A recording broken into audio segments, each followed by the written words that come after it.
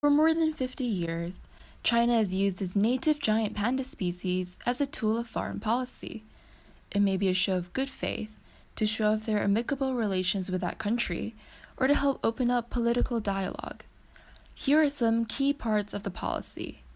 China retains the right to name any cubs born. The cubs are China's property and can therefore be recalled at any time, and they are loaned at the cost of $1 million per year. Today, China's policy of panda diplomacy remains a key part of its foreign policy. There are more than 70 pandas in 20 foreign countries, and this number is only set to increase. You might not think much of it at first. China's gifting these cute, cuddly animals, native and only found in China, to its allies in other countries as a sign of goodwill, right?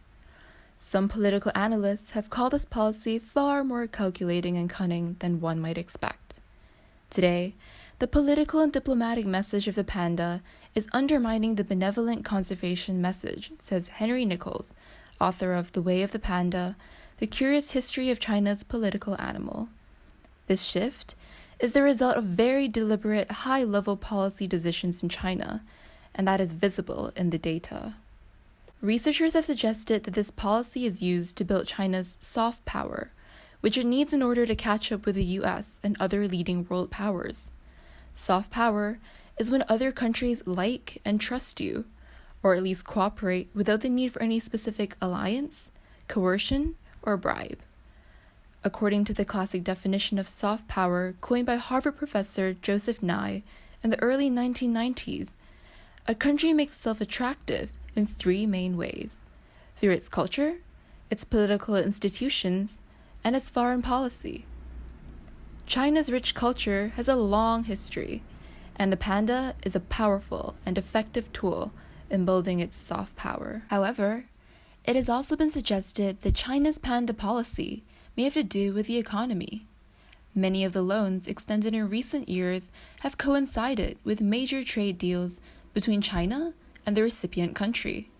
For example, Australia, France, and Canada all received pandas after agreeing to sell nuclear technology and uranium to China. An Oxford study found that Scotland accepted a pair of pandas in 2011 as part of an agreement to share renewable energy technology, Land Rover vehicles, and to supply salmon to China. This Edinburgh deal was worth $4 billion. Notably, China also uses its pandas to let countries know that they are displeased with them.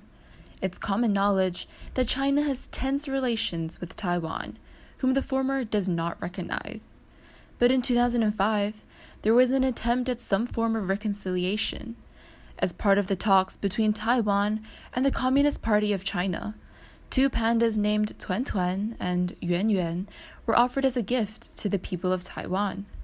The pandas' names together mean reunion in Mandarin. The ROC government raised objections on environmental issues, but the general consensus was that it was mainly because the government saw the pandas as mainland Chinese propaganda and wanted to keep its distance from the PRC. Yet following a change of government in Taiwan, in July 2008, Taiwan accepted the two pandas.